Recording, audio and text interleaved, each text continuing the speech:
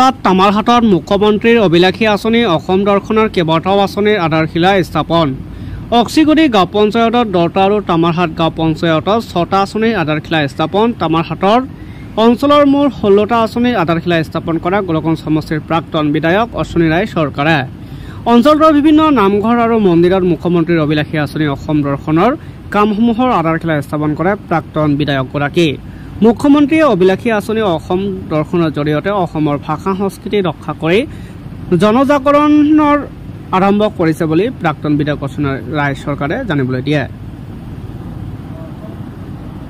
অতি আনন্দৰ দিন, এইকাৰণে মাননীয় মুখ্যমন্ত্ৰীৰ যি অভিলাষী আঁচনি আসাম দৰ্শন, তাৰ জৰিয়তে আমি আমাৰ এই অঞ্চলৰ অতি আধ্যাত্মিক স্থল আমাৰ ডিংডিঙা সত্ৰত আমি ভকত বা যি আমাৰ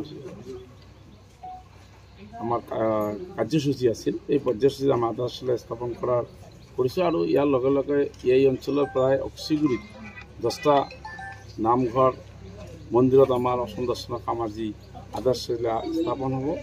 আৰু তামাৰহাট গাঁও পঞ্চায়তত 6টা মন্দিৰত আজি আধাৰশিলা স্থাপন হ'ব। গতিকে এই অঞ্চলৰ আজি গতিকে আনন্দৰ দিন। আৰু মাননীয় মুখ্যমন্ত্ৰীৰ এই অভিলাষী আঁচনিৰ জৰিয়তে অসমৰ ভাষা সংস্কৃতি ৰক্ষা কৰাৰ যিটো জনজাগৰণ ইতিমধ্যে তেখেতে আৰম্ভ কৰিছে, সেই জনজাগৰণত আমি অংশীদাৰিত্ব পাই আৰু ভগৱন্তৰ কৃপাত তেখেতে যাতে আৰু এনেকৈ কাম কৰি যায় আৰু এই অঞ্চলৰ উন্নতি হয় তাৰে কামনা কৰিছোঁ।